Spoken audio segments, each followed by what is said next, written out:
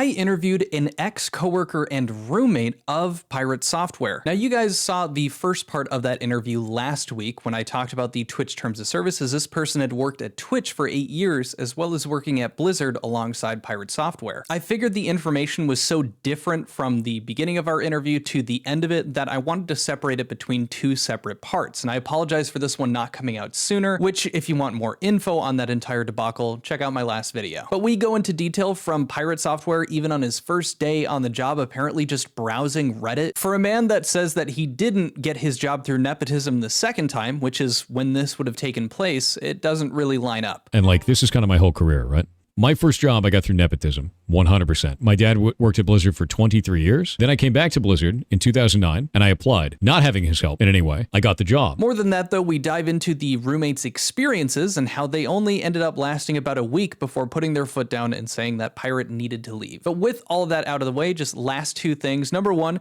shout out to my parents and my brother and my fiance's parents as they grouped together and got this really cool neon sign, which unfortunately flickers. So I don't know if you guys will see it in another video, but it looks really sick. Special thank you to them. They got it as a surprise because the channel has been doing well recently. So thank you again to all of you if you're watching. And lastly, if you're new here, consider subscribing. It really helps out trying to hit 100K by the end of the year. We're about to hit 80, which is insane. But just that single press of a button helps me a great deal. And if you end up hating me later, it's just another button tap away. Also, liking the video helps out. So if you find the information in this video useful, give it a thumbs up, get other people to see it. But regardless of if you do any of that, thank you for watching. Nice to meet you. If you could just kind of give your name and then just kind of your experience with Twitch and just kind of your experience with Pirate, everything in between that you think would be relevant to what we're going to talk about today. Hi, my name's Quintheo Hall. I go by Aludiana online.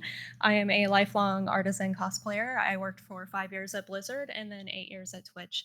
And I happen to work with Pirate Software at Blizzard as his Wrangler on Diablo 3. Really quick, number one, you share a last name, but number two, Wrangler. So what is that? What does that mean to be a Wrangler for someone during? So you said it was during Diablo 3 testing? Yes. Basically, what happened is we share the same last name. That's why I don't mind sharing my last name. When I joined the company, they literally thought that we were related, because I have a couple of years on him. So they thought that I was his older sister. And they thought that with me coming in, I could potentially handle him and he would be less of a problem if we were working together. So this was a thing that I had to clarify like day one of me moving onto the team. So this was, the assumption was, oh, okay, they're siblings. She can kind of tune. Yes. And he'll be less of a problem because we're related and I could go tell daddy. That's really funny.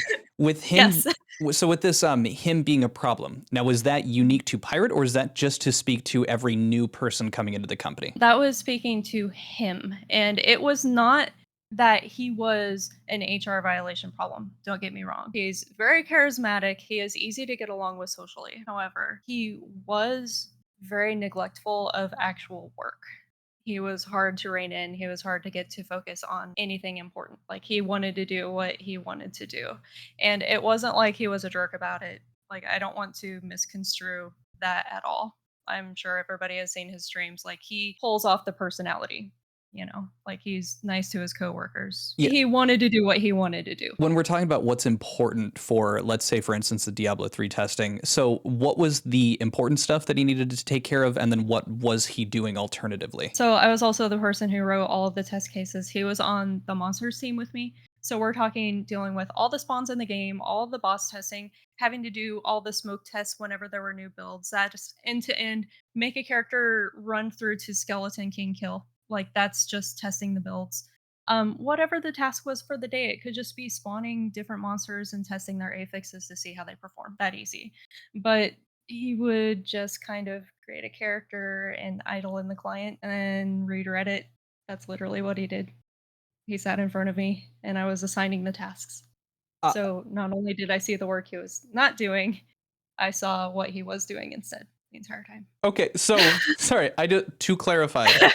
Yeah. He was Redditing instead of doing his job, which was essentially he, instead of spawning in and just like running Skeleton King, which I know is like literally that first act, or just testing monster spawns, it was just him browsing Reddit.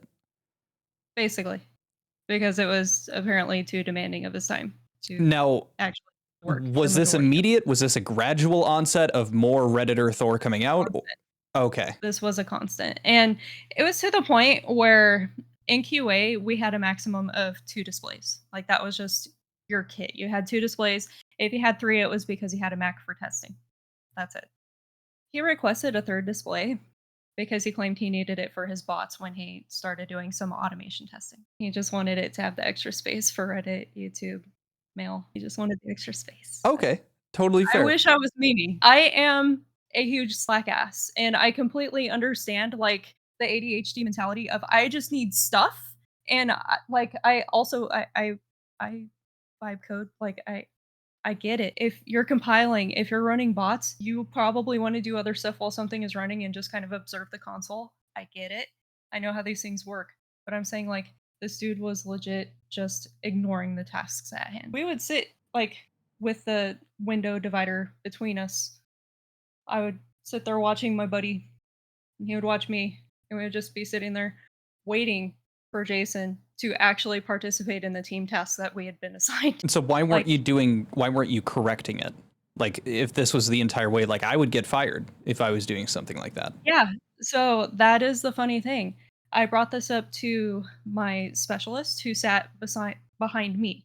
So it was specialist, me, Thor. He said, "Well, you could try to escalate it, but no one's going to do anything because I've tried to report it before." So I talked to my manager and I talked to one of the department heads. Like, I talked to the manager over the project. And I was essentially told that no one is going to do anything because of who he is. And this has nothing to do with Joey Ray directly. Like, I want to make this very clear. I'm also friends with Joey Ray. Like, he is a mutual friend of friends. Okay, so, like, I've had direct interactions.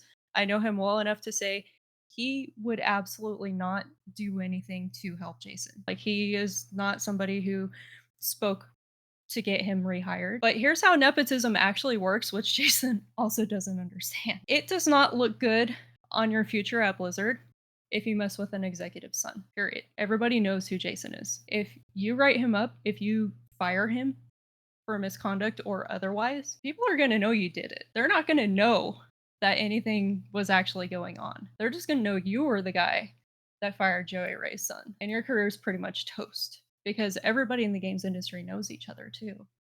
So who's going to actually do anything because Jason's doing nothing? Nobody. They're just going to let him do what he's going to do. And that's exactly what I was told.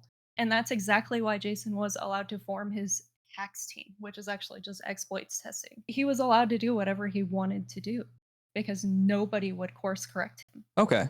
Now what year was this when he came on for the Diablo 3? Was this the first time he was hired in? This was when he came back, I believe. This was, I think, 2011. 2011. Okay, so this is the second round of coming in. You said, to the best of your knowledge, it was as soon as he got hired back in, he was acting exactly like that. He was not. Yeah. Okay. With that knowledge, I also just kind of want to touch on, so you say that he kind of created that exploitation team, not because there was a requirement for it, but just because he would not be course corrected to do anything else. And the reason I kind of bring this up, I'm not trying to make Thor look bad intentionally, but I'm targeting the way that you had brought this up about him being and creating that exploit team. It wasn't because he was the best to do it, it's because he's the one that wanted to do it. My understanding is it's what he wanted to do, and he presented himself as the best candidate to do it. And I am not going to pretend to know the inner workings of how it came to be because I was not part of those conversations at all.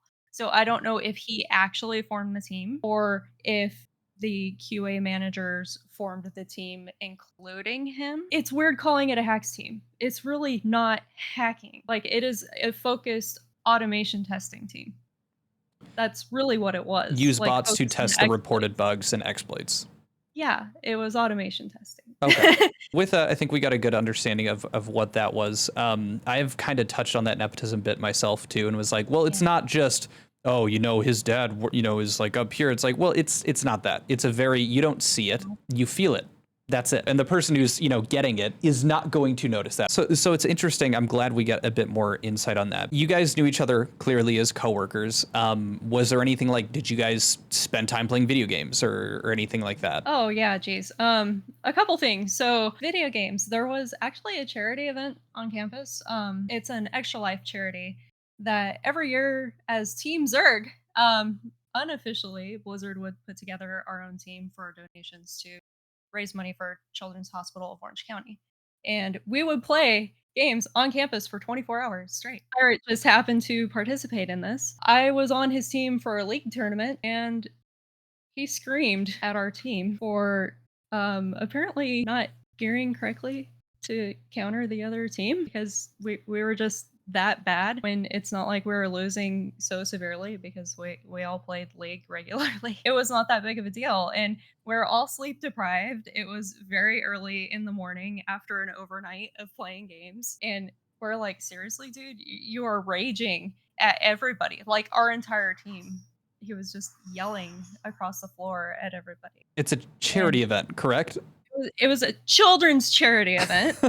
And we're like, wow, we all play League, but man, like we usually only experience this stuff in League. Most of us like played League with each other at work, but this was our first time actually playing with him, especially at work, so that was a whole new experience and the last time literally any of us played any games with him. And ironically, I actually have something here that I wanted to show you. So they give us like these little cards whenever we do cool things at Blizzard. And this was related to the charity event that was like thanking me for playing nice with my coworkers. And I'm like, oh wow, he got one of these too. So yeah, I was kind of floored when I was going through some of my work stuff. Before that had happened, and not too long after he had joined the team, I had a roommate who urgently had to move out. She had a family emergency. She Sure. could no longer like stay in the apartment. And I was like, that's cool. I'll find another roommate. Panicking. Pirate joined the team and he apparently urgently needed to move out of his dad's house for some reason. So anyways, I was like, hey, so I barely know you. And of course I asked some people around, like, so is this guy like a psycho? Like, is this something reasonable? Is he gonna trash my place if I ask him, like, if he wants to rent this room from me? Because it was a full like bedroom plus his own private bathroom. Like it was basically a split apartment setup. So it was ideal for renting and sharing. Like it wouldn't have been weird with Nicole coming over or anything. Like it would have been fine. And I knew Nicole as well, and she was perfectly normal human being. Nicole So being, sorry, who? Nicole, I believe, is the girl he ended up marrying. Oh, okay. Like his ex. Yeah. Okay. Just to confirm, so the timeline events, that charity thing happened a bit after, so you guys had already been rooming together, and then you did not know him prior to him going to work with you. No. Okay. Not at all. Cool. Like I barely knew who Joey Ray was at the time. Told Pirate, I'm like, hey, are you really looking to rent a place? Because I had this room open. So he ended up taking me up on the offer. He also had a cat, and I was like, cat non-destructive, right? Like I have furniture and stuff because this is fully furnished. And he was like, yeah, totally non-destructive. I'm like, cool, because I love cats. I have no animals. Fine fit. Great. We're on the same team, same overtime schedule. Amazing. So he ends up being your roommate. It sounds really good. Every bare minimum's met, not crazy girlfriend, a cat that he's saying is not destructive. How does that end up pooling out? How long were you guys roommates for? It took days for him to start screaming at people on Eve overnight. Eve Online. Yes. Okay. The cat, that's totally non-destructive, straight up destroyed one of the chairs within the first week. And because it was patent leather, like the polyurethane stuff, he offered to tape it up for me, not replace it, and also tried to make it out like the cat never did anything to the chair, even though it was like raked and like cheese grated up. The cat scratched the shit out of the chair. There's no Scratched the shit out of the chair. Right. You can't do that any other way. Yeah. Yeah. There was no way around it. Pretty much any time that I came home and went into the kitchen, all the dishes everywhere, like the pans, still food in them on the stove, shit everywhere, food, countertops, everything everywhere. Like it was not disgusting sty, but it was very just a fucking mess. Okay. And when you're working overtime, you just want to come home, make a quick meal or whatever, especially on weekends when you're not doing overtime. You don't want to have to clean up after your roommate to function in your own apartment. So it was just like trying to do gentle nudging, like, hey dude, could you like be a bit better about putting away leftovers and stuff, like trying to be diplomatic about the whole thing. And I'm like, the fucking combination of things, right? You know, like the not letting me sleep, the cat destruction, the mess of it all. That was happening within the first week, all of these things that you're listing. First week. Okay, how And I'm long like, did this go on for? well, this made me more suspicious about what else was going on. And I'm not a privacy invader, but he had left the door open to his bathroom. And I like just looked inside because it was in the hallway. It was like a hallway to go through to the bathroom and then his bedroom, which the door was closed. So I did not go in there. And then my bedroom. So, like, I just turned on the hall light and I peeked in there, and the place was a fucking sty. He had never put up a shower curtain in the bathroom. There was like ashy stuff everywhere, like gray ash kind of looking spots everywhere, including like in the shower, on the floors, on the countertops. The toilet it had been a fucking week, and I could not understand the state of things. Let me just say that I was very concerned. Okay. And the sum of it all, I was like, this is not going to work out, my guy. So I just like had a talk with him and I was like, hey, look, like, this is not a thing between us because you're a cool dude. But like with the cat who said non destructive, already destroyed a chair, this is not going to work out. Like, I'm pretty sure that's straight how I played it. But I'm like, the sum of all things, I do not need this apartment destroyed. You know, it's my deposit, my name on this primarily because I was a primary resident and I do not need destruction of property on my record or any of that. So, like, I could not take that chance. He inelegantly took it as a, all right, fine, I'll move out kind of thing. He did get out of there within the next month. He never paid me back for the chair, by the way. Never did anything about that. And when he finally did move out, I wish I had saved pictures of the state of his room. He had cleaned nothing, so I had to clean everything by hand. There was like, I don't know what on the walls in his bedroom, and you're just gonna have to like take my word for this. I don't know if it was snot or something else just like wiped here and there on the walls, and more of the like random gray stuff, just spots and things. It was very clearly not like smoke ash because there was no odor of it or anything. That is just strange. That sounds like a cryptid. It was very strange, right? It was disgusting. Like, I was masked up and gloved up and everything for all of this because, like, holy, like, well, gross, gross, gross, gross. Lesson learned. Don't get guys as roommates, especially when you're a girl who gets the icks from this kind of thing. So that's a lot of that personal stuff. No, I think that is relevant. I do think so. This was what, 10 years ago now? 15? Forever, yeah. Quite some. So I'm not, again, this isn't to dismiss that. That sounds absolutely horrific. You know, this was some of that old stuff, but I really appreciate getting to hear it. If you have any information, like whether it be like even if you have text messages or emails or anything else to kind of corroborate that time, it'd be awesome. If you don't, that's, you know, we're just taking your testimony as testimony. And I think it's just good to know, have some of that context getting into it. I'll send you over some of the screenshots that I also sent to some of my other coworkers because, like, when all the pirate stuff like really started stirring, like we started sending stuff to each other. One of our other friends, he's another person that played League with Jason at one point. Apparently, also got raged at.